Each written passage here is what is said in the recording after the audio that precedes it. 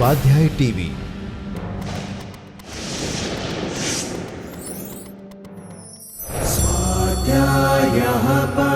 Doctor Baba Saheb Ambedkar open university.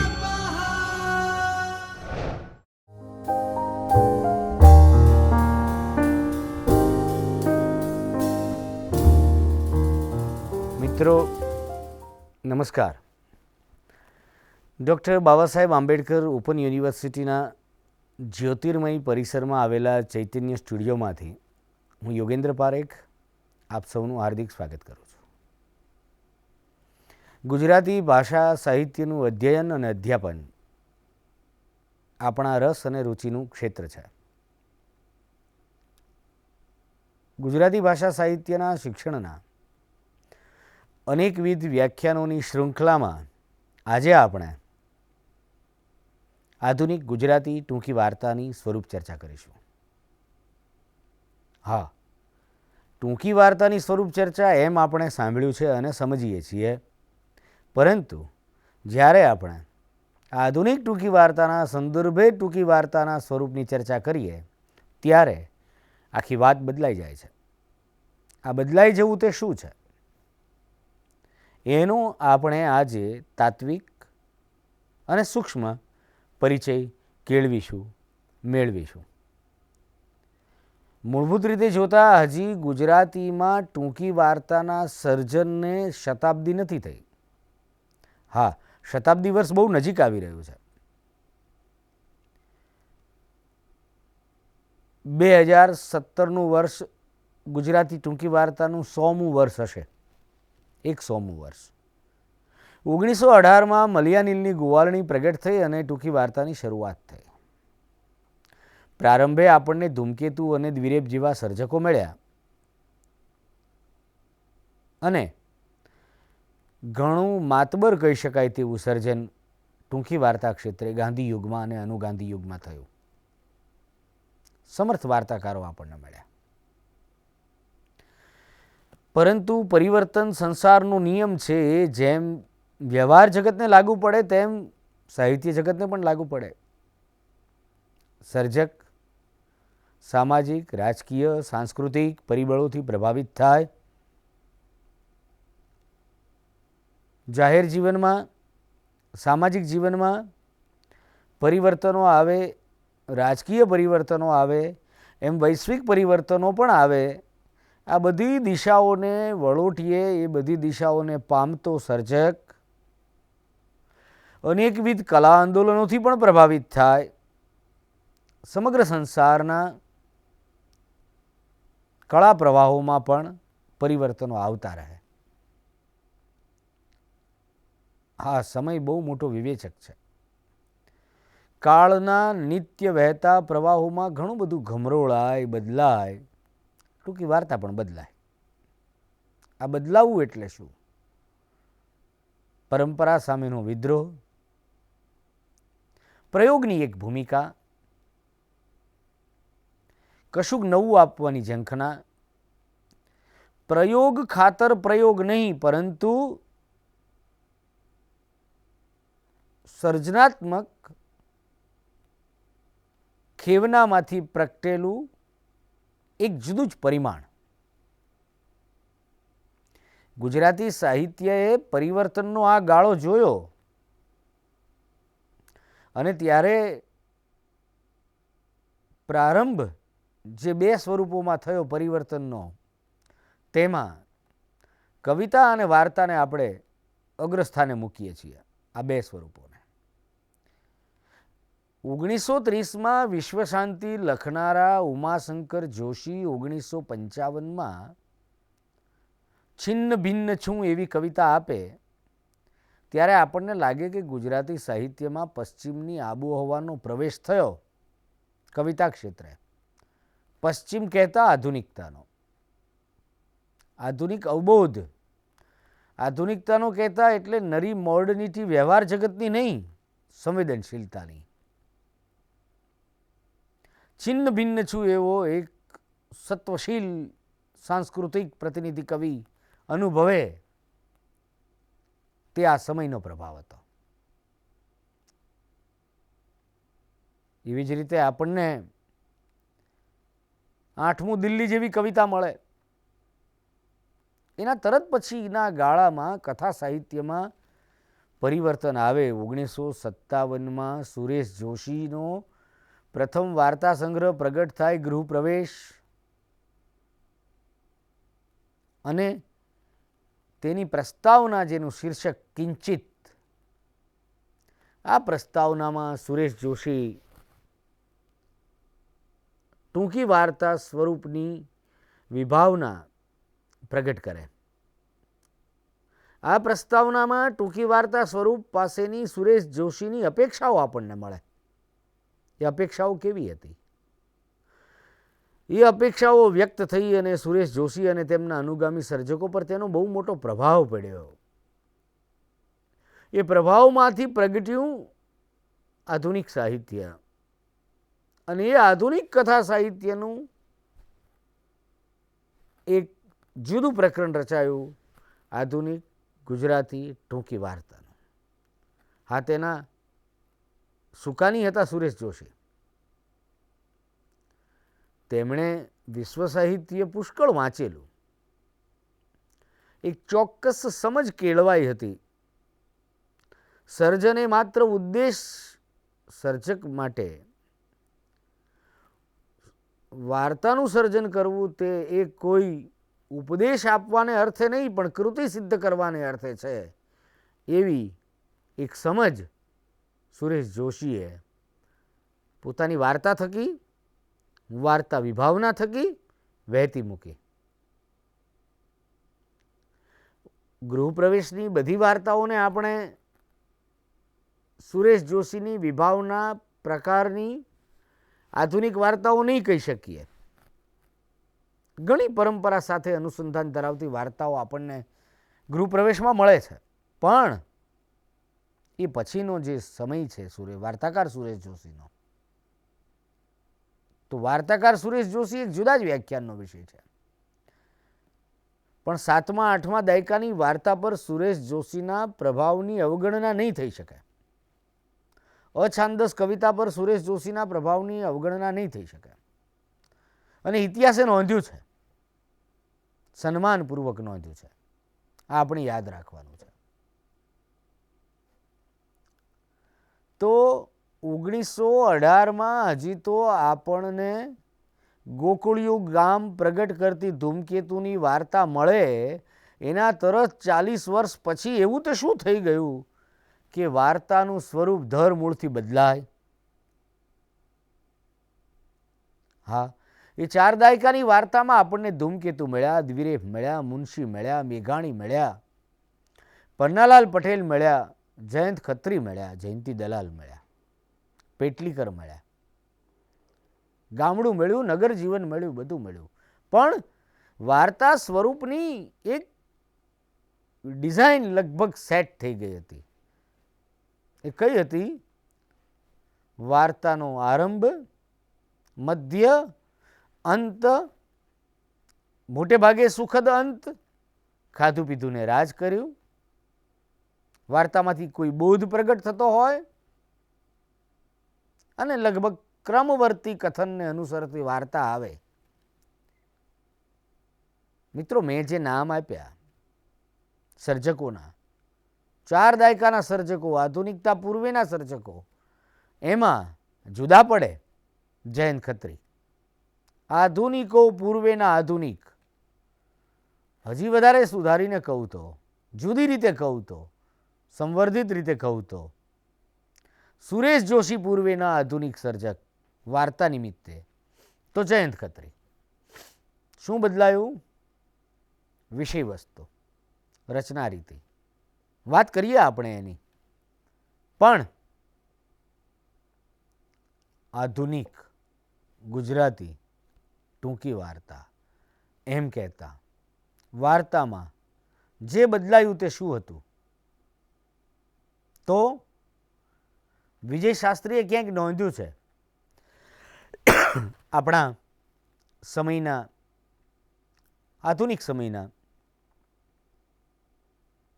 પ્રથમ હરોળના કહી શકાય એવા વાર્તા અભ્યાસો ડૉક્ટર વિજય શાસ્ત્રી સુરતમાં એમટીબી કોલેજમાં પ્રોફેસર હતા ગુજરાતીના, હાલ નિવૃત્ત છે. આધુનિક ટૂંકી વાર્તા સ્વરૂપે વાત માંડતી વખતે પણ તેમણે કહ્યું છે, વાર્તા સ્વરૂપની વાત કરતાં કરતાં, કે ટૂંકી વાર્તાના સ્વરૂપની લાક્ષણિકતાઓ કોઈ નિશાળિયાની નોંધપોથીમાંથી પણ મળી રહે. તો આ નિશાળિયાની નોંધપોથીમાં શું હતું ટૂંકી વાર્તાના સ્વરૂપ વિશે?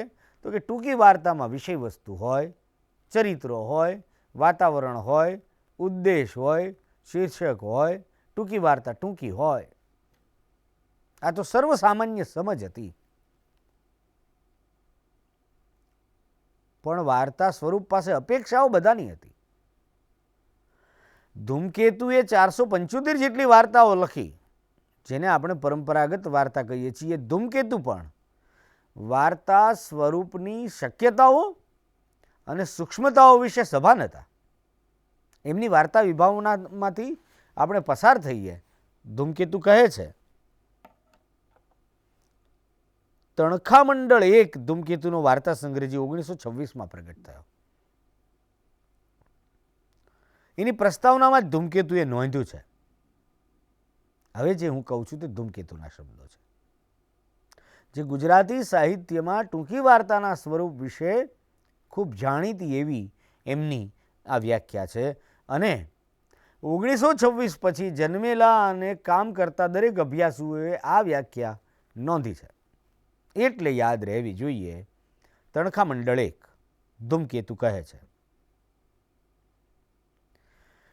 જે વીજળીના ચમકારાની પેઠે એક દૃષ્ટિબિંદુ રજૂ કરતાં સોસરવી નીકળી જાય અને બીજી જાજી લપછપ વિના અંગુલી નિર્દેશ કરીને સૂતેલી લાગણીઓ જગાડી વાંચનારની આસપાસ એક નવી જ કાલ્પનિક સૃષ્ટિ ઘડી કાઢે એ ટૂંકી વાર્તા. નવલકથા જે કહેવાનું હોય તે કહી નાખે છે. ટૂંકી વાર્તા કલ્પના અને લાગણીઓ જગવીને જે કહેવાનું હોય તેનો માત્ર ધ્વનિ જ એટલે તણખો જ મૂકે છે. હવે આમાં તમે જુઓ, આ વિભાવનામાં ધૂમકેતુએ શું કહ્યું? અંગુલી નિર્દેશ, પછી ઝાજી લપછપ વિના, પછી કાલ્પનિક સૃષ્ટિ અને તણખો. આ શબ્દોની જે નિહિત સમજ જો આપણે કહીએ તો એ બધી જ જે ગેપ છે ને આ બધા શબ્દો વચ્ચેનો, એમાં જે સમાયેલું છે એ શું છે? એ આધુનિક વિવેચકની સમજ. હવે આ ઉમાશંકર જોશી પણ ટૂંકી વાર્તા એટલે અનુભૂતિ કણ એમ કહે છે, અનુભૂતિનો જથ્થો નહીં. આગ્રહ શેનો થયો? સૂક્ષ્મતાનો. ધૂમકેતુ પાસેથી આવી સૂક્ષ્મ વાર્તા વિભાવના મળે, વાર્તા નહીં. વાર્તા તો એ જ એમની પાસેથી મળી, લાગણીઓની, પરંપરાગત કથન રીતિની પરંપરા જ એમણે ઊભી કરેલી, અને એના પર પછી 40 વર્ષ સુધી સર્જકો ચાલ્યા. કહેવાનું તાત્પર્ય એ છે કે આધુનિક ટૂંકી વાર્તાનું સ્વરૂપ બદલાય છે, આધુનિક ટૂંકી વાર્તાના વિષય બદલાય છે, આધુનિક ટૂંકી વાર્તાની રચના રીતિ બદલાય છે. કશું ક્રમબદ્ધ બનતું નથી. સીધી સાદી ભાષામાં સમજીએ તો આપણે હંમેશા એમ કહેતા હોઈએ, વાર્તા સાધારણ માણસે સાંભળી હોય તો વાર્તા એની સાથે કોઈ બાળકની જોડે આપણે શરૂ કરીએ, અથવા એક ભાવક તરીકે આપણે જીવનમાં સાંભળેલી પહેલી વાર્તા કઈ હતી એમ કોઈ પૂછે તો તરત પરંપરાગત ટૂંકી વાર્તાનું સ્વરૂપ હાથમાં આવે. આપણે સાંભળેલી પહેલી વાર્તા કઈ હતી? એક હતો ચકો, એક હતી ચકી. 2 પાત્રો થયા, ક્રમવર્તી કથન થયું, પછી ચકી લાવી ચોખાનો દાણો, ચકો લાવી મગનો દાણો, પછી ખીચડી બનાવી, ખાધું પીધું, સૂઈ ગયા, વાત પૂરી. તો આ ક્રમવર્તી કથન થયું. 1 પછી 2 પછી 3 પછી 4 પછી 5 એમ. આધુનિક ટૂંકી વાર્તામાં એમ બનતું નથી, બધું બદલાય છે, સર્જક બદલે છે, ફ્લેશબેક ટેકનિકનો ઉપયોગ કરે છે. શું બદલાય છે? પ્રથમ તો વિષય વસ્તુ સ્વાભાવિક છે બદલવાનું. આપણે વિષય વસ્તુના સંદર્ભમાં વાત કરીએ, રચના રીતિના સંદર્ભમાં વાત કરીએ, પાત્ર સૃષ્ટિના સંદર્ભમાં વાત કરીએ એ પહેલાં જોઈએ થોડીક આધુનિક વિવેચકોએ, સર્જકોએ આપેલી વ્યાખ્યાઓ. એમાં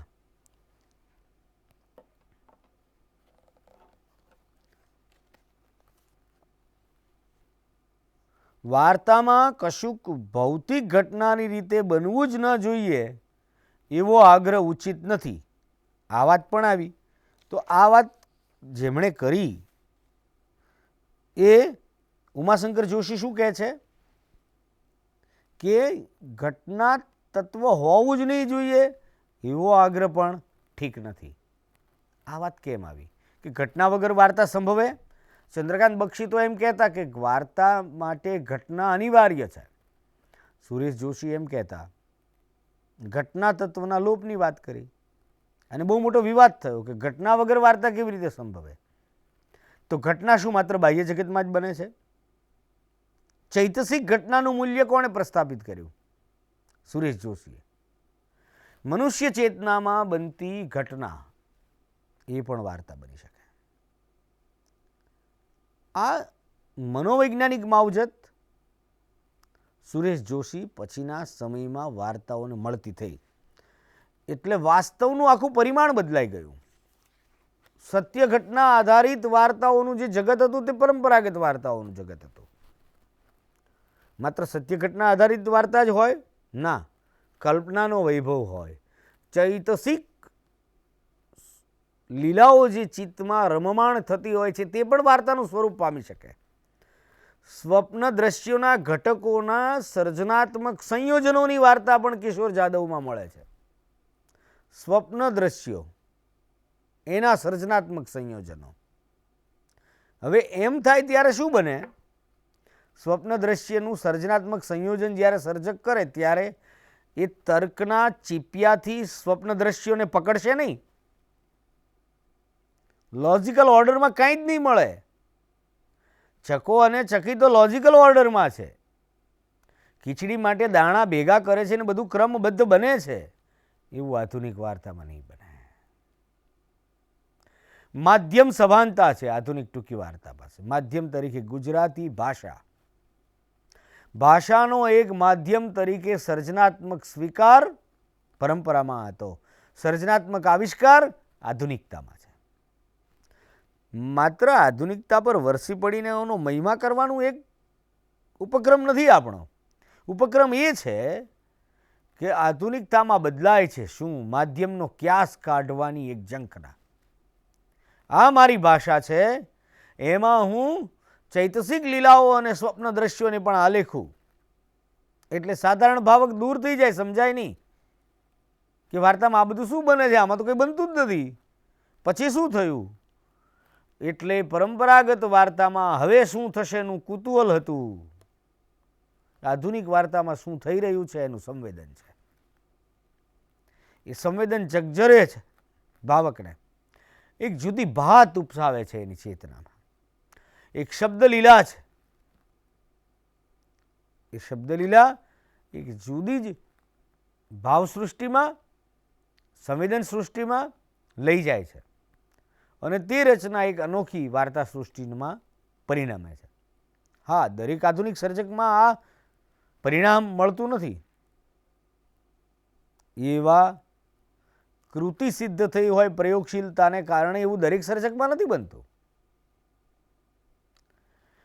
સુરેશ જોશીના તરતના અનુગામી અને લગભગ સમકાલીન એવા કિશોર જાદવ સૌથી અત્યંત પ્રયોગશીલ ગણાયેલા વાર્તાકારની દરેક વાર્તામાં પ્રયોગ સિદ્ધ થાય છે, વાર્તા પણ સિદ્ધ થાય છે, પણ દરેક વાર્તામાં વાર્તા સિદ્ધ થાય એવું નહીં કહી શકાય. એટલે ત્યાં દરેક ભાવકનો જુદો જુદો માપદંડ હોવાનો. પરંતુ એક સમર્થ સર્જક તરીકે, પ્રયોગશીલ સર્જક તરીકે આપણે કિશોર જાદવને યાદ કરવા જ પડે.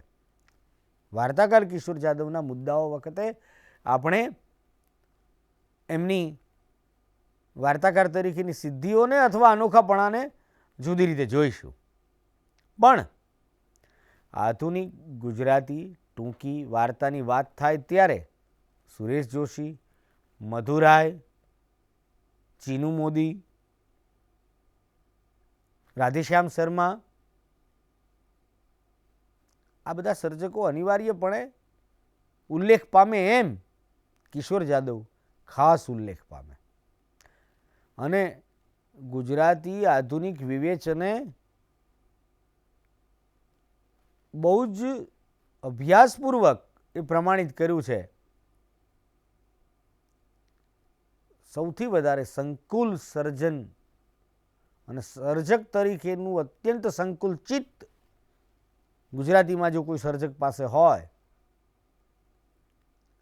તો એ કિશોર જાદવ પાસે છે. સરરિયાલિઝમ, પરાવાસ્તવ શૈલીની વાર્તાઓ મળે. તો પેલા પરિમાણો બદલાયા, એમાં વાસ્તવનું પણ એક જુદો આવિષ્કાર થયો. વાર્તામાં વાસ્તવ વિશેનો, એટલે વાસ્તવવાદી વાર્તા સૃષ્ટિમાં વાસ્તવની આખી વિભાવના જ બદલી ગઈ અને ગુજરાતી વાર્તા પરાવાસ્તવ સુધી પહોંચી, જેને આપણે સરરિયાલિઝમ કહીએ છીએ. આધુનિક ટૂંકી વાર્તા વિશે સુરેશ જોશીએ જે કહ્યું એમાં કલાની સ્વાયત્તતા અને સર્જનના પ્રયોજન એ બંને અંગે શું કહે છે સુરેશ જોશી? સુરેશ જોશીનું અવતરણ છે, ખૂબ જાણીતું છે. સર્જનનું પ્રયોજન શું? લીલા. તો લીલા એટલે અહૈતુક નિર્માણની પ્રવૃત્તિ. આ લીલા જોઈને વિસ્મય થાય. એને ચમત્કાર કહો કે ચેતો વિસ્તાર કહો, એ જ સર્જન માત્રનું પ્રયોજન છે. આઠે રસથી જેનો પિંડ બંધાયો છે એવા આપણા ચૈત્ય પુરુષને સંવર્ધવો, ચેતનાના પરિધિને વિસ્તારવો, એ જ સકલ પ્રયોજનોનું મૌલીભૂત પ્રયોજન છે. આ સુરેશ જોશી કહે છે.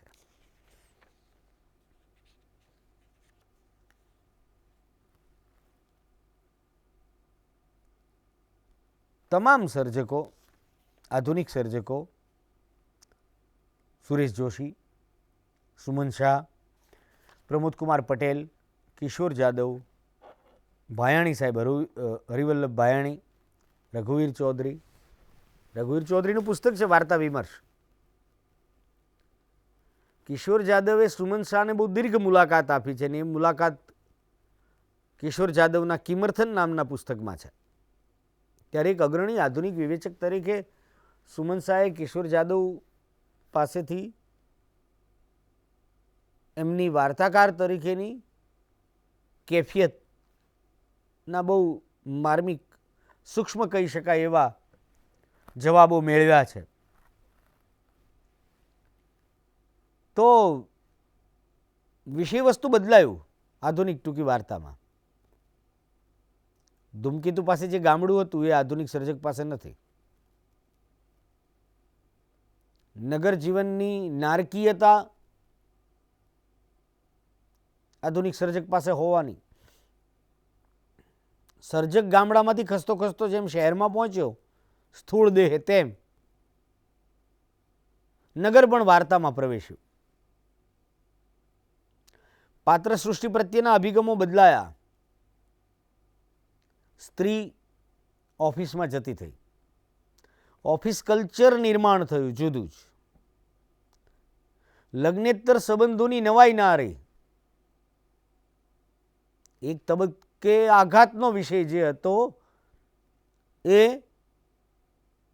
પ્રજાજીવનના પ્રવાહોમાં સામાન્ય બનતું ગયું.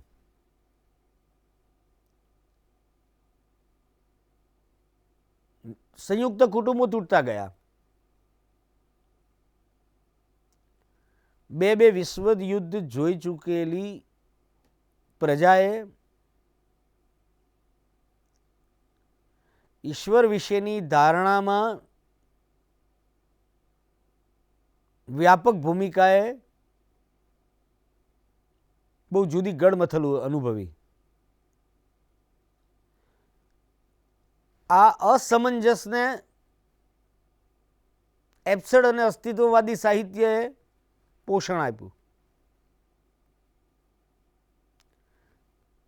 પરંપરાગત સર્જક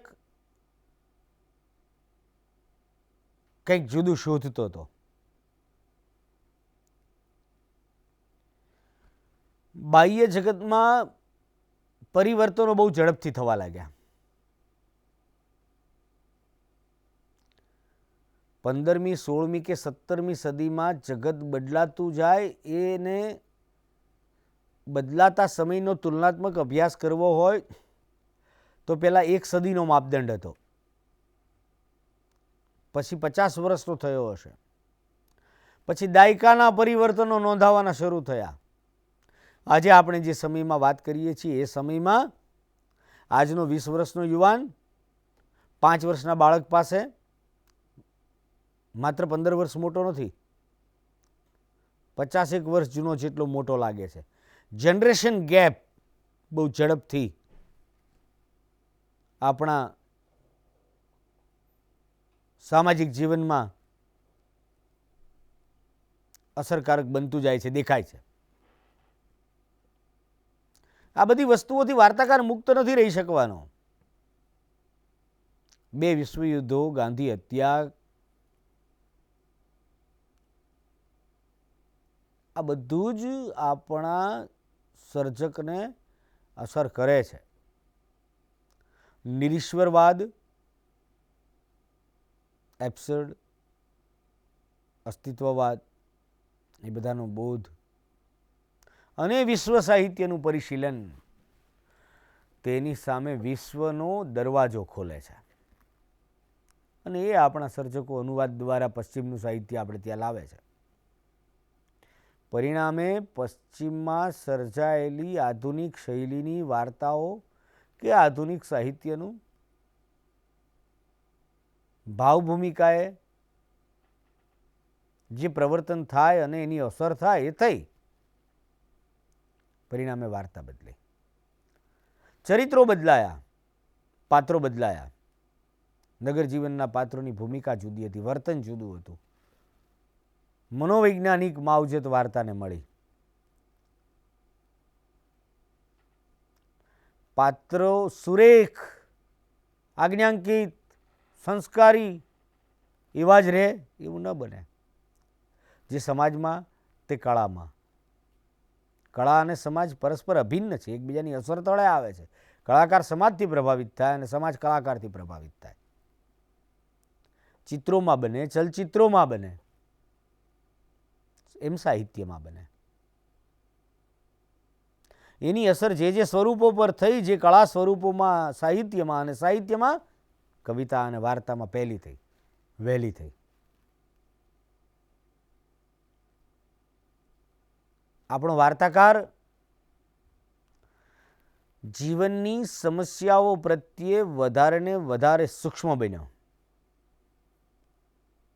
એટલે વાર્તામાં સૂક્ષ્મતા આવી. સંવેદનના એક બિંદુએ આરંભ થયો ને એ બિંદુમાં વાર્તા પૂરી થઈ. એનો પટ પહોળો ના થયો. વિસ્તારની બદલે ઊંડાણનો મહિમા થયો. એટલે નવલકથા લઘુનવલ બને એમ વાર્તામાં લાઘવ. આજે આધુનિક મનુષ્યની વેદના કે સંવેદના છે એને માફક આવે એવી ભાષા પણ એણે એ આધુનિક સર્જકે નિપજાવવી પડે. પરંપરાગત ભાષા પાસેથી એ આધુનિક મનુષ્યના સંવેદનને વ્યક્ત નહીં કરી શકે. એટલે ભાષાનું પણ સંસ્કરણ થયું. પ્રતીક અને કલ્પનનો આશ્રય લેવો પડ્યો. એક હતું ગામ એમ કહીને વાત નહીં થાય. એ ગામની વાત કરવા માટે એણે કંઈક જુદી જ પ્રયુક્તિ કરવી પડશે. પ્રતીક એટલે શું?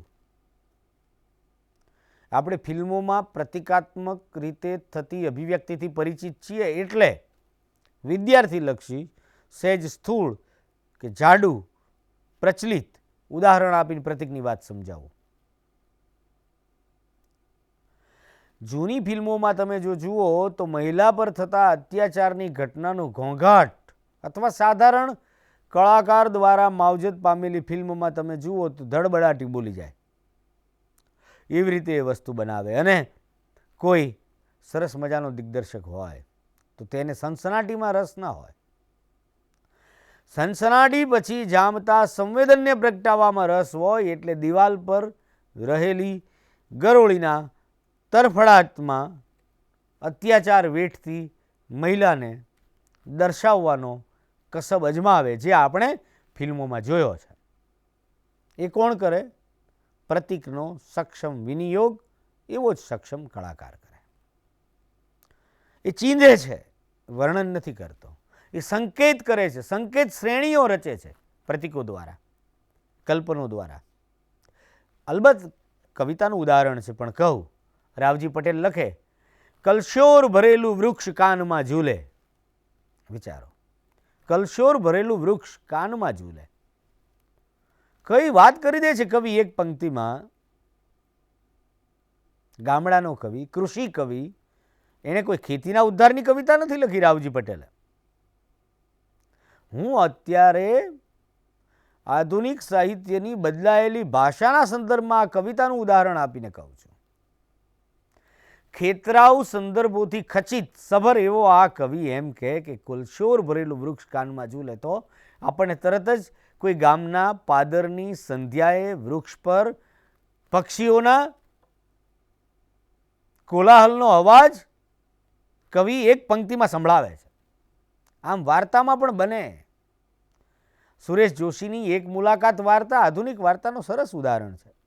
મુલાકાત થતી જ નથી, ચૈતસિક લીલાઓ પ્રવર્તે છે. મુલાકાતે, મોટા માણસની મુલાકાતે જતો વાર્તાનો નાયક મુલાકાત થતી જ નથી, તે છતાં મુલાકાત થાય સંભવિત મોટા કહેવાતા સાહેબ જોડે.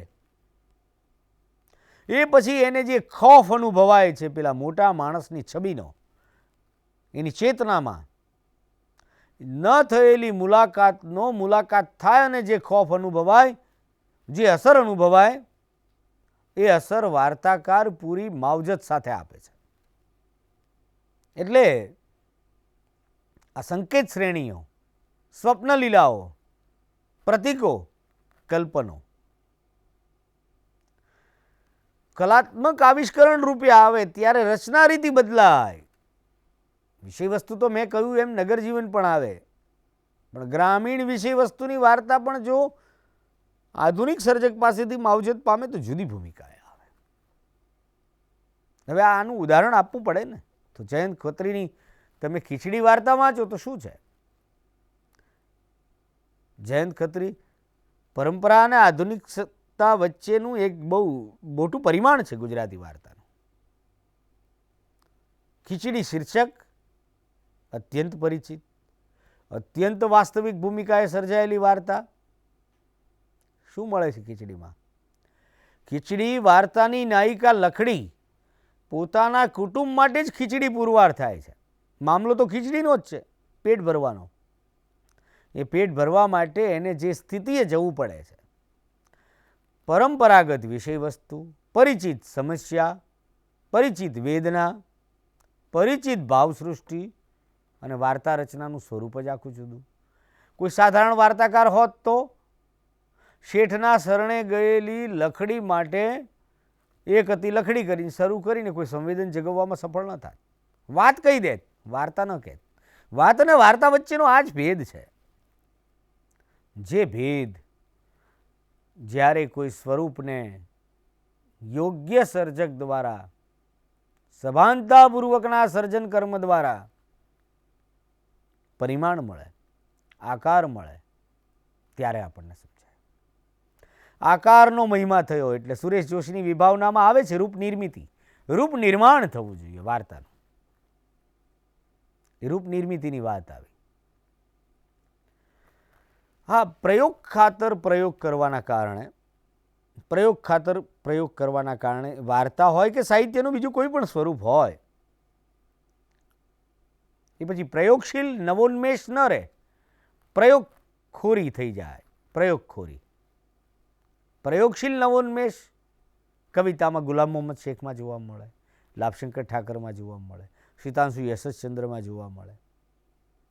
પણ પ્રયોગખોરીમાં પરિણામે ત્યારે છંદ ન આવડતા હોય અછાંદસના રવાડે ચડી જાય એવું વાર્તામાં પણ બન્યું. અઘરી એટલે આધુનિક એવી એક સમજ વિકસી. એટલે પ્રશસ્ય કહેવાય એવી સર્જન લીલાને પામવાના પુરુષાર્થથી પણ આપણો બહુ મોટો ભાવક વર્ગ વંચિત રહી ગયો, વાર્તા સુધી ન પહોંચ્યો. એટલે ફરિયાદ છે આધુનિક ટૂંકી વાર્તા સામે કે વાર્તાએ ભાવક ગુમાવ્યો અને ભાવકે વાર્તા ગુમાવી. એક જુદા વ્યાખ્યાનનો વિષય છે. સુરેશ જોશીએ ઘટના તત્વના લોપની વાત કરી. ઘટના તત્વ ઓગળી જવું જોઈએ. વાર્તામાં ઘટનાનો ગાંગડો રહેવો જોઈએ નહીં, ઓગળી જવો જોઈએ. એક રસાયણ સિદ્ધ થવું જોઈએ. વાર્તામાં ઘટના હોવી જ નહીં જોઈએ એવું નહોતું કહ્યું. ઘટનાનો લોપ નહીં, ઘટનાનું તિરોધાન. મૂળ સુરેશ જોશી એમ કહેવા માંગતા હતા અને પોતે એ પ્રકારની વાર્તાઓ આપી. ઘટના તત્વનું તિરોધાન. માત્ર ઘટનાથી વાર્તા બનતી નથી, પણ ઘટના હોવી જ નહીં જોઈએ એવો અર્થ કરીને વિવાદમાં પડીએ તો અર્થ નથી. એ વિવાદ થયો, વિવાદનો એ સમય પણ ગયો. આધુનિક ટૂંકી વાર્તાએ પાકી 25 જોઈ. અનેક અભ્યાસો થયા. સુરેશ જોશી પર અભ્યાસ થયો, વાર્તાકાર સુરેશ જોશી. સુરેશ જોશી પર મહાનિબંધ રચાયો, સુમન શાહે કર્યો. વાર્તાકાર સુરેશ જોશી વિશે અલગથી જગદીશ ગુર્જરે અભ્યાસ કર્યો. વાર્તાકાર કિશોર જાદવ વિશે અભ્યાસ થયો, કિશોર જાદવ વિશે મહાનિબંધ થયો. એવી જ રીતે મધુરાય વિશે લખાયું છે. લાભશંકર ઠાકરપર વિશે પણ પીએચડી થયું છે. આપણા ઘણા આધુનિક વિવેચકોએ આ તમામ આધુનિક વાર્તાને બહુ સારી રીતે તપાસી છે. મોટાભાગના એકબીજાના સમકાલીન છે. આપણને પરંપરાથી જુદી પડતી આધુનિક ગુજરાતી વાર્તાની એક સુરેખ છબી મળી રહે એમ સુરેશ જોશીથી લઈને ભરત મહેતા કે રાજેન્દ્ર મહેતા સુધીના વિવેચકો પાસેથી, જગદીશ ગુર્જર પાસેથી સરસ મજાનો અભ્યાસ મળે છે. શરીફાબેન વીજળીવાળાએ પણ 25 વર્ષની વાર્તાઓ વિશે અલગથી કર્યું છે. વાર્તાની રચના રીતિમાં કથનનો પણ મહિમા છે. કથન રીતિ ઉપર પીએચડી છે ડૉક્ટર શરીફા વીજળીવાળાનું. કથન રીતિ પણ બદલાય, ક્રમવર્તી કથન નહીં. પ્રથમ પુરુષ એક વચનની શૈલી જ્યારે કથનમાં પ્રવેશે ત્યારે વાર્તાકારને કેટલી મોકળાશ મળે અને વાર્તાને કેવું સ્વરૂપ મળે તેનો પણ અભ્યાસ થયો છે.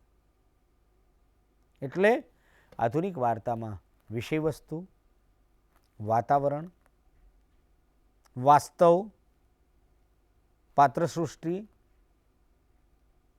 ભાષા, વાર્તામાં અનિવાર્ય એવા આ તમામ ઘટકોનું જુદું સ્વરૂપ જોવા મળે છે અને એટલે વાર્તાનું સ્વરૂપ બદલાય છે. આમ આધુનિક ટૂંકી વાર્તા એટલે ચોક્કસ સમયગાળાની ટૂંકી વાર્તા. એ આપણે ઐતિહાસિક ભૂમિકા રચીએ ત્યારે કહેવું હોય તો 1957થી લગભગ 1985-86 સુધીની વાર્તા એમ કહી શકીએ. સહેજ અભ્યાસપૂર્વક અધિકારથી કહેવું હોય તો 57 પૂર્વે પ્રગટ થયેલા જયંત ખત્રી સુધી હાથ લંબાવી શકાય. આ 25-27 વર્ષની વાર્તાઓ, 25-27 વર્ષના ગાળામાં પ્રગટ થયેલી વાર્તાઓને માત્ર સમય સંદર્ભમાં જોવા કરતાં,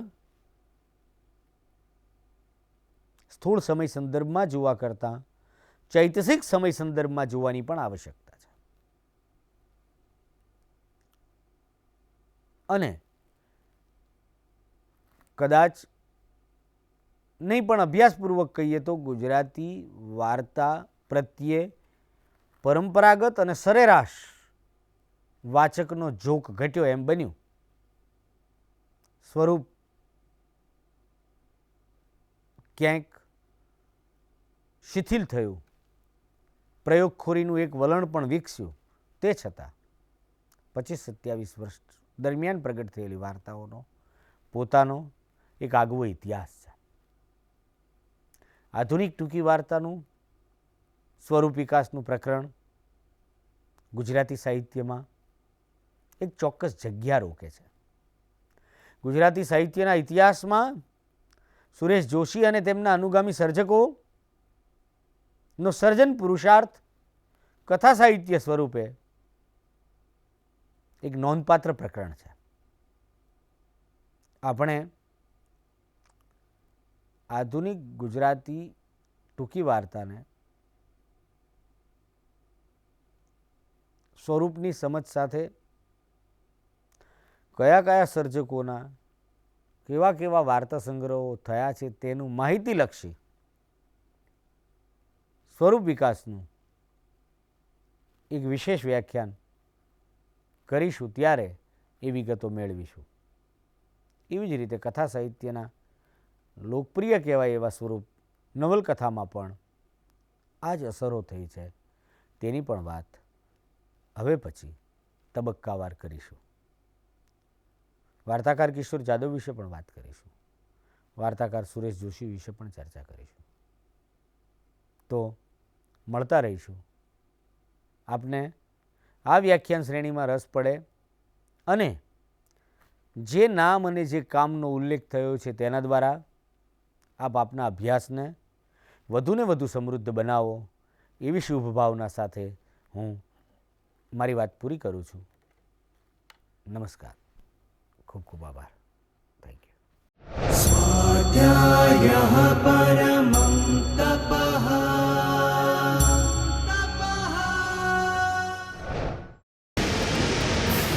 સ્વાધ્યાય ટીવી